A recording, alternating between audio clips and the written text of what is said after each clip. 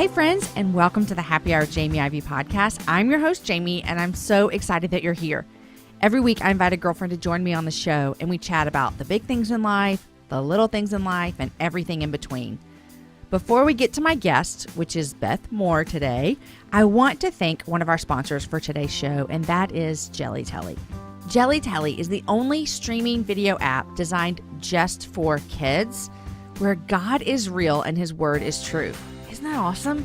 With over 100 shows for kids, including Veggie Tales, Friends and Heroes, What's in the Bible, and more, Jelly Telly gives you safe screen time for your little ones to help them grow up in their faith. If you want to do devotionals with your kids, but you're just not sure where to start, Jelly Telly has a fun and easy way for your family to experience devotionals together. It's called the 5-Minute Family Devotional. There are 16 video devotionals that make it easy to talk to your kids about Jesus. And guys, you don't have to subscribe to Jelly Telly to get the devotionals. It's super easy. You can sign up for free at jellytelly.com/devotionals. And we'll have the link to that up on my webpage if you can't remember to write that down. Guys, you're listening to episode number 108, and my guest today is Beth Moore. If you don't know who Beth is, you are in for a super amazing treat. Beth is the author of numerous books and Bible studies, and she just recently released her very first novel. And y'all, it is so good. I'm about halfway in, and I am loving every single word of it. This interview today was super special to me because in 1999, I was a young girl floundering through life. I'd grown up in a Christian home. I knew lots of things about God, but my life was a wreck at this point, and I was not following Jesus at all. I ended up at a conference called Passion, and the only thing I remember about the entire weekend was that when Beth Moore spoke, God stirred something in my soul like never before. It was so special for me to tell her that her ministry and her words were used by God to draw me closer to Him. We had such a great time talking today, and after you listen to the interview, I'm going to tell you some more of my thoughts on the whole thing, so stick around till the end. Today's show is a little bit shorter than my normal shows, but no worries, guys. Every single minute is worth it. If you want to send either one of us a message about anything from the show, we'd love to hear from you. I am at Jamie_Ivey on Twitter, and Beth is at Beth Moore LPM. Guys, here is my conversation with Beth Moore. Hey, Beth, welcome to the Happy Hour. Okay, Jamie, I'm beside myself, and I got to tell you that it's been a long time, if ever, since I've actually been at a happy hour, and so I just consider that this is really my big moment. I am so glad that you're having your first ever happy hour with me.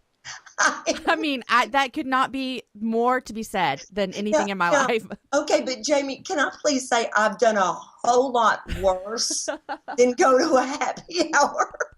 I just haven't happened. It was not my style and my upbringing to be really out in the public with my happy hour. This is the best. Yeah. This is the best. Well, I am beyond happy to have you here. And, you know, because your daughter's been here already. So she came first. Amanda? Okay, this is why I've got to tell you. You know how you already love some people because your people love those people. Oh, for sure. And yeah. Jamie, that is you to me. I don't get to know you personally yet, but I love so many people who love you that I just like automatically have very deep affection. My girls think so much of you, and Amanda thinks so much of you. And I can remember driving down Beltway 8 in Houston, listening to you and Amanda talk. I was listening to the podcast you did with her, and Jamie, it was overwhelming to me. Number one, you're fabulous at what you do. You truly found a sweet spot. Thank you. You are so good at it, and you bring such good, rich conversation out of people. And then with my kid on there, I just, oh my word, I laughed, and then I just choked back the tears. It was the sweetest ever. It was. So I love you because my loves all love you. Isn't that how life works? I mean, Yeah. I just love that so much. Amanda was a joy to have on, and I have loved getting to know her. But I'm glad you're on today. And let me just tell you, I came home last night from a trip, and I'm telling my husband, Aaron, that I'm going to talk to Beth Moore tomorrow. And he's like, about what? And I'm like, well, she has a new book out. And I'm like, well, what's it about? And I said, it's a novel. And he looked at me, and his very next question, well, he said, have you read any of it? And I said, yes. I'm like, 17 chapters in. And his next question was, is it good? Like, Beth Moore writing a novel? Okay, now, Jamie, I happen to think that that was a very good question because every morning I keep waking. Jamie, I'm about to tell you the truth. I'm not kidding with you. I wake up every morning and go, is it or not? The staggering. This has been as vulnerable a publishing experience. I can't even begin to tell you, Jamie. I think it's because, it's not reliant on research. I can't cite what resource I got this out of. I don't have a commentary I'm looking to here. None of that. I'm not done research with women like I did for so long in security. This came out of the imagination. And, it's like, I feel like, I told Liz Curtis Higgs yesterday, I feel like I'm standing on a street corner in my slip. Oh, gracious. That's the worst thing that can happen to somebody. Yeah, and it's been a long time since I've even had a slip. So I don't even know what that slip even looks like. I hope it's a full slip. I hope it's a full-length one. A full-length slip. Maybe with not too high of a slit, just to be on the safe side. I really feel like no slit at all. Well, let me tell you, Beth, after he asked me that, I said, yes, it is. Like, I literally read on the plane all day yesterday, and I was tired. So, you get on a plane, you want to sleep. Yeah. And I read, and I came home, and I thought of those characters when I woke up this morning. That's how you know it's a good book. That makes me so, so happy.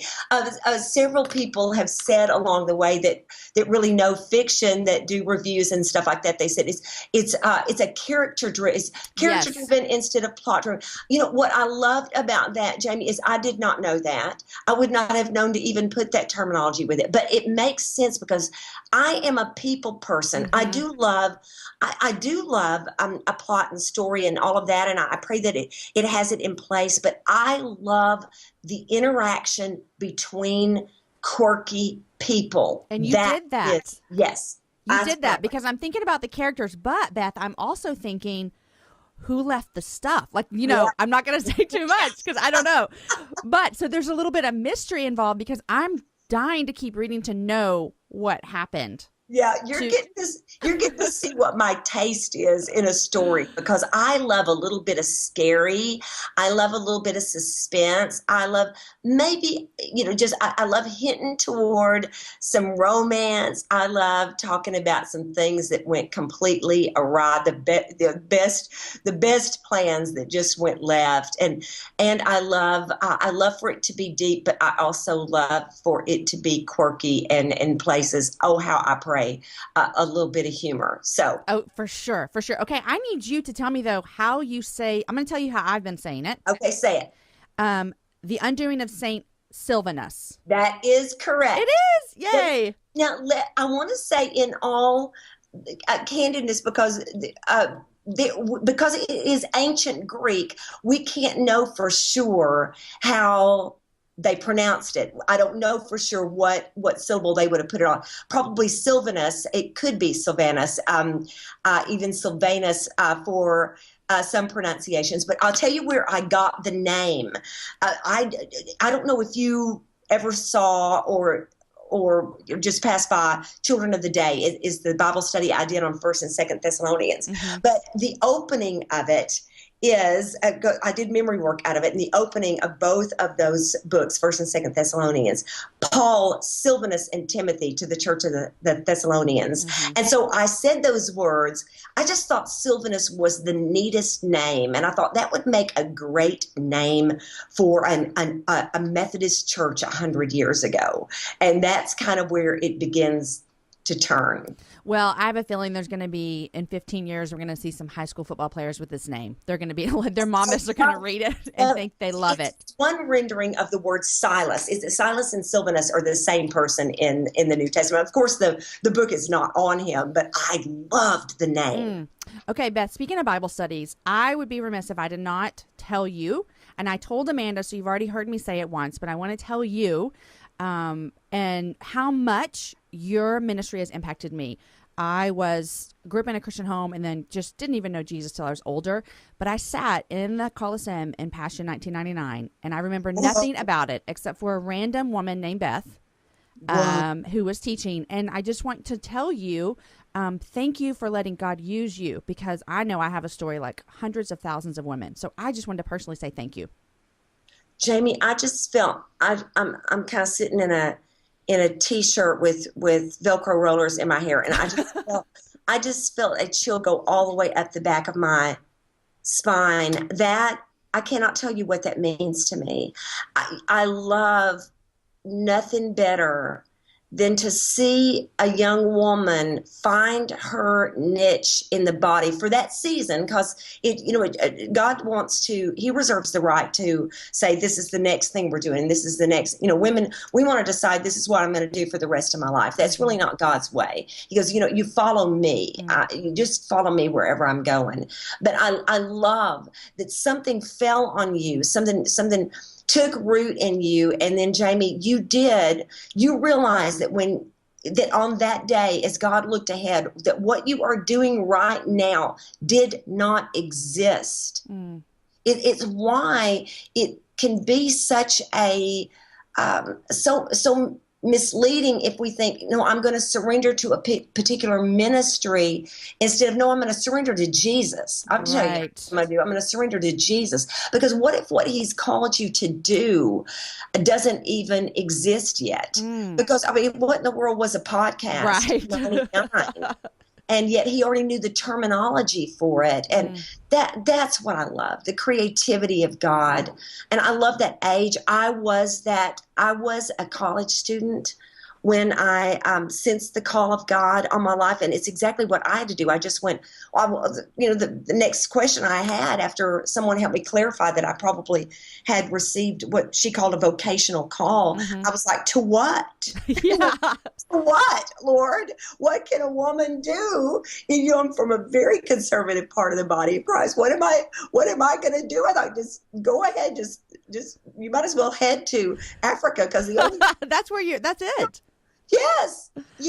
And strangely, I have headed to Africa many, many times, but it was to do what he's called me to do, and in the way he's called me to do it, through Bible study. So it's just crazy. I love him so much. I love him for all the variety he has for his servants. It's so good. And I know that's going to be such an encouragement to women listening, because what you said is so true, that when both of us decided to do ministry, the things that God had in store, you're right, they weren't, our minds could not have gone there.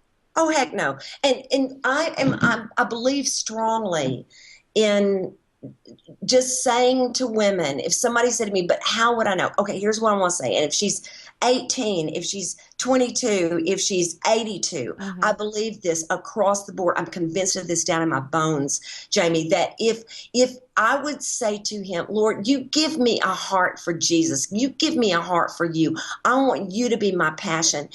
As he starts stirring that up, when we have a heart that is just teeming with love for him, what we're passionate to do and what starts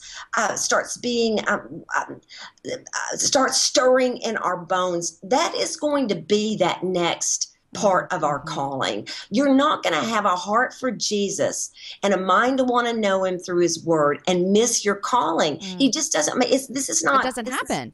No, it's not. He's not just hiding it under a rock and thinking, well, you just never did. You never did really do what it took. And he wants us to fulfill the destiny he has for us.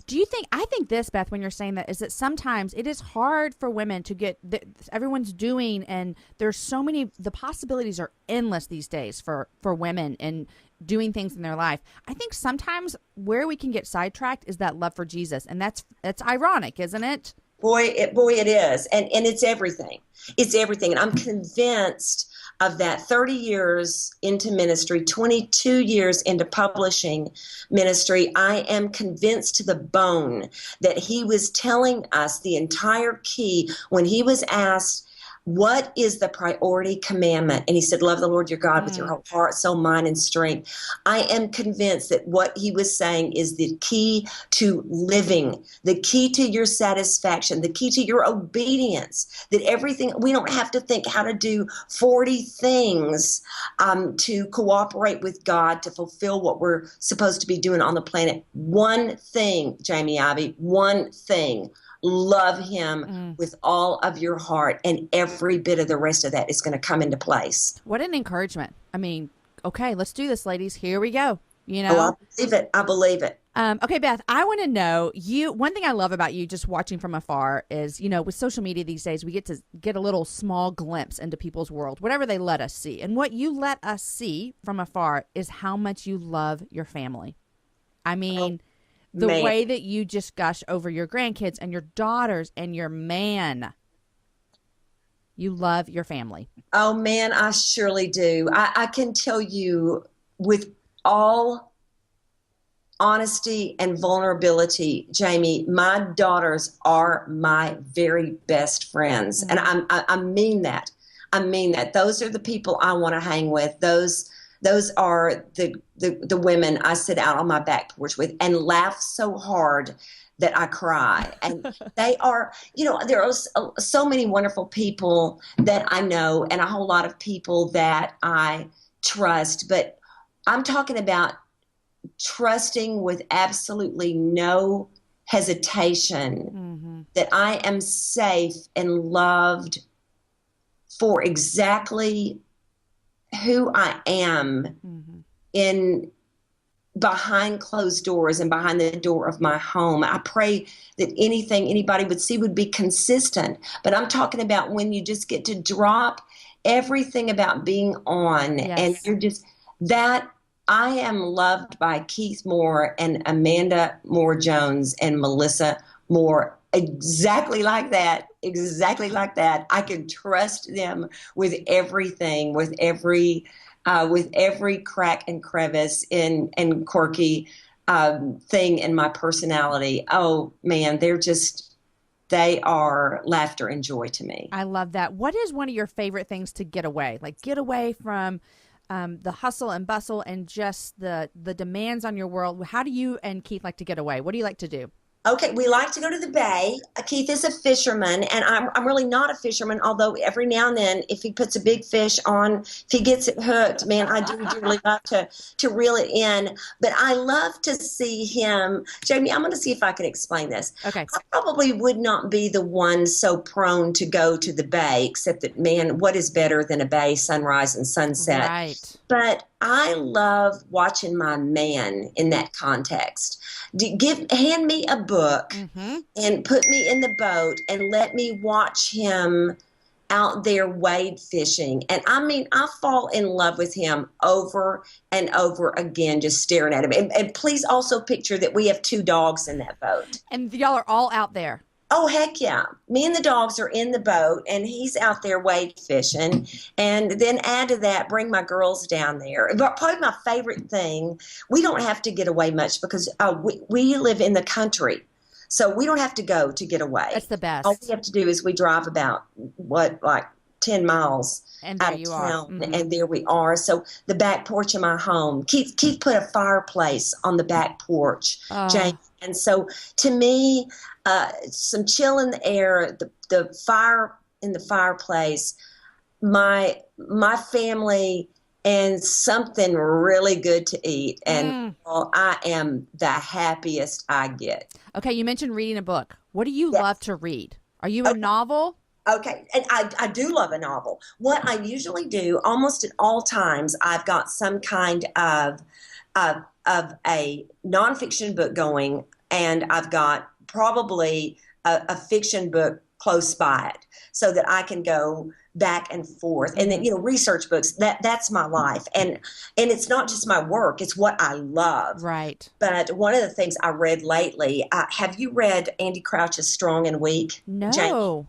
Golly, girl, you have got to read it, and then I want to know what you think about it. It's the kind of thing you could discuss for hours. I just loved it. It's one of the things, and I don't often tell. I'm grinning at you because I'm staring at your darling face, your pictures on my Skype right here, but I don't often tell what my reading list is, Jamie, because I really do reserve the right to read what I want to. Without having to broadcast it to the world?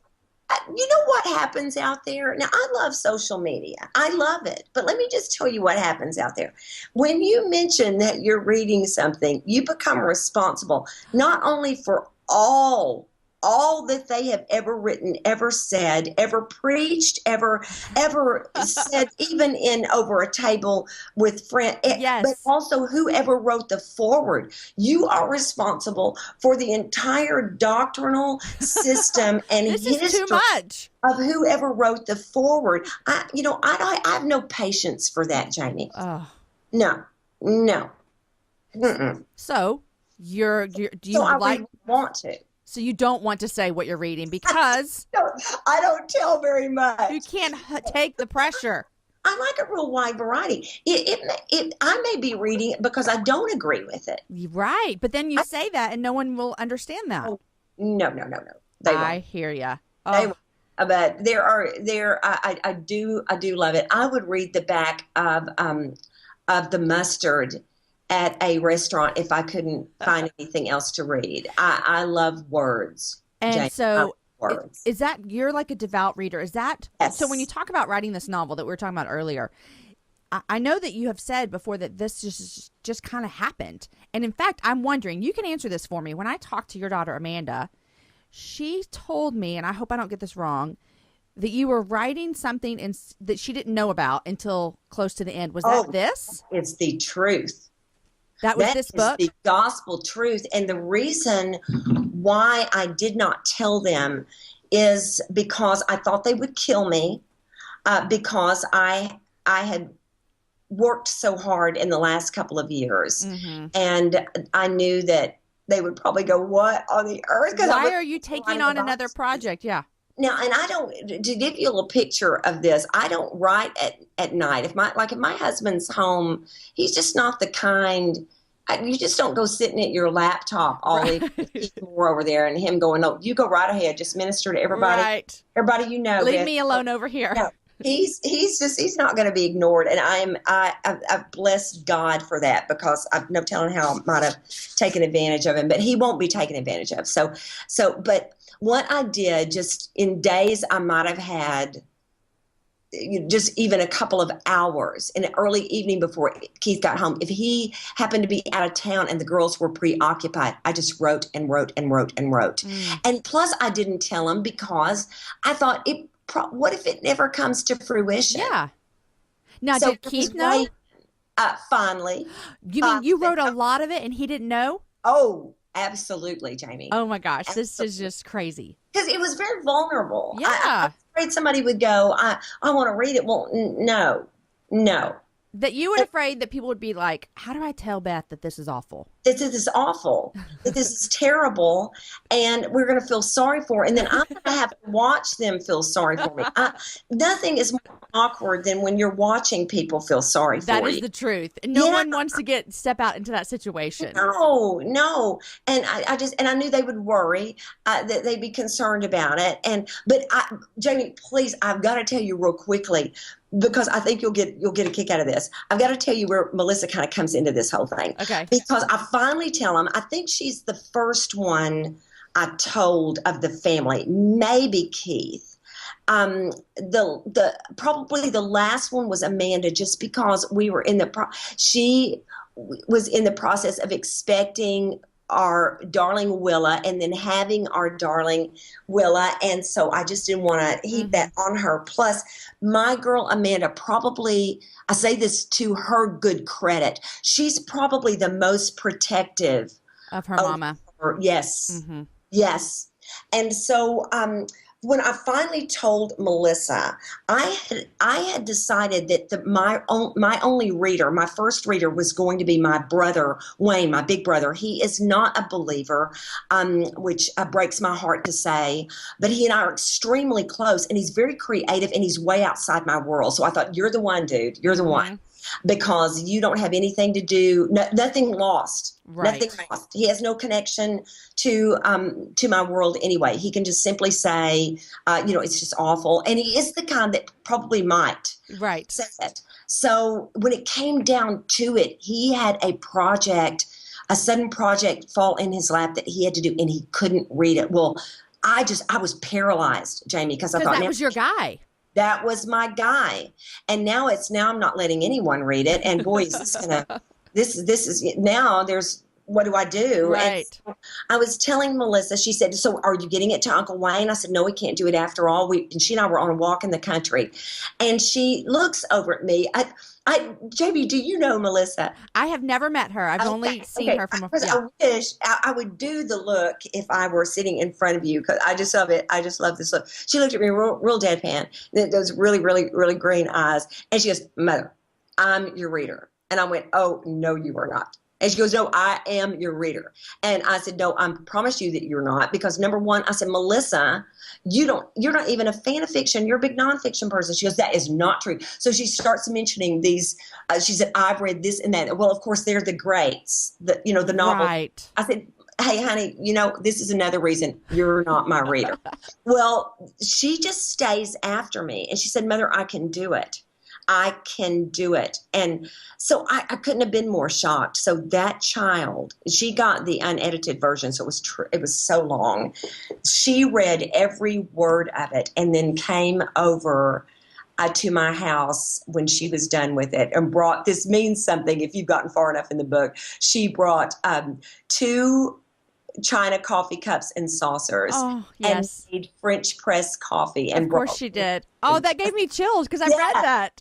Yes, and she poured it, and she went over. She said, she pointed out a couple of things. She said, I think that this person right here, this what you got him saying right here is not really consistent with his. Then she'd find a couple of places where she just helped me point out some where I needed to make some consistency. But when she poured that coffee, she looked at me and said, Mom, publish it. Oh my gosh. Jamie, that gave me chills. It just never forget it as long as I live. Oh, I say my girls are my best friends, and Manda, where she comes so strongly into it, she is the true fiction lover in the family. So handing it once it had been looked at, and I knew it was in some kind of shape that would be decent enough to give it to her. Such a joy to just hand it over to her. So, Jamie, you've been a blast. Oh, you are so fun. And, I'm so thankful that you got to come on the happy hour. And my mutual friend of ours, Jen, we were talking one time about writing fiction. And we said if we wrote fiction, it would go like this. The girl wore a red dress and she walked into the restaurant and she met her friend. End of chapter. Like we just could not do it. So no, I'd have to get all into what kind of red dress. You did such a fabulous job. And then when she saw her friend, exactly how did they look? How long had it been, Jamie? And then exactly how did they sit at the table? Where did she position her elbow when she leaned over to say something? And what did she look her straight in the eye or did she look away? No, Jamie. See, this is why you wrote a novel. Well, this is how I sit in a restaurant and eat. I stare at other people's tables and I try to listen to what they're saying to one another. Oh, well, Beth, thank you so much for coming on the happy hour. This was a pure joy of mine. Thank you for having me. Oh, okay. Well, and I hope that your rest of the book stuff goes phenomenal, and congratulations. You are so kind. Let me know when this is running because I'm going to have a great time. The best. The best. Thank you, Beth. Thanks, Amy. Bye-bye. Bye-bye.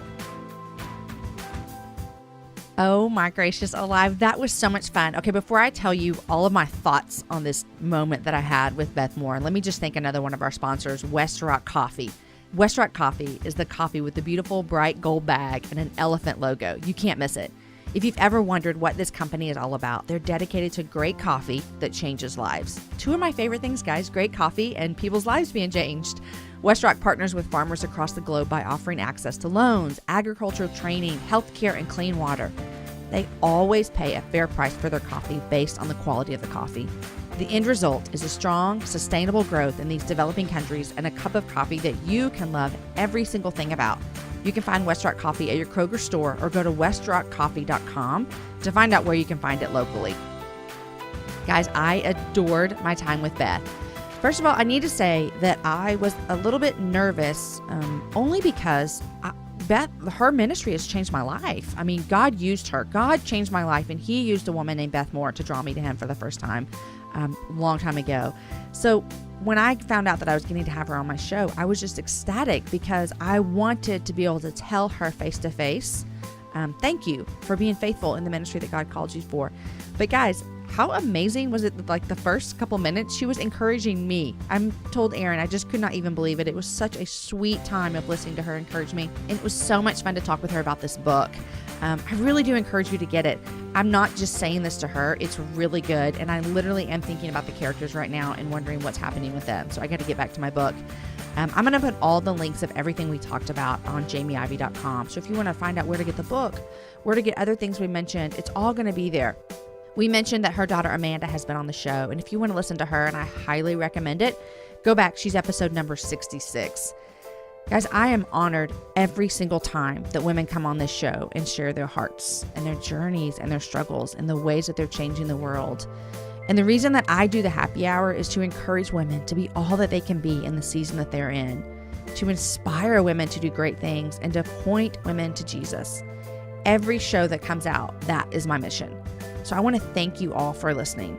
Last Wednesday, we had our highest download day ever, and it's because of you, the listener. Every single time I meet a listener, they tell me that they're telling their friends, and you guys, I wish I could hug every single one of your necks and tell you thank you from the bottom of my heart. Thank you, thank you, thank you for listening. Thank you for sharing. This show is so much fun to do because I know that the people listening, they're encouraged by it, and that is what I want to do. So my hope for you today, as you listen to this episode, as you listen to every single episode that ever comes out of the happy hour, my hope is that as you listen, that you're going to be encouraged, that you're going to be inspired, that you're maybe even going to be challenged sometimes, but I pray that you're always pointed to Jesus. Today's show was edited by Logan Garza, and the music is from Jason Poe. As always, if you are ever interested in partnering with the happy hour, feel free to email info@jamieivey.com. Guys, we have a lot of amazing guests coming up, and I had to shuffle a couple around because Beth came on. And so we shuffled a little bit, but I just want to let you know that some of the people coming up, their stories, you are going to be just those things: encouraged, inspired, challenged, and you're going to be pointed to Jesus. Jana Magruder from Lifeway Kids is coming on. The girls from She Reads Truth are coming. Jen Brecker, Tara Lee Cobble, Sarah Rodriguez, Allie Worthington. We have some great shows coming up for you. And so I encourage you to listen. Some of you tell me that you go back and you've listened to all the past ones, and I love that so much. I'd love to hear that people are starting from the beginning, and you'll get to see the progression of the happy hour get better and better, hopefully. Guys, thank you for listening. Enjoy your week. Share this show with a girlfriend and have a happy hour with a friend. I'll see you guys next week.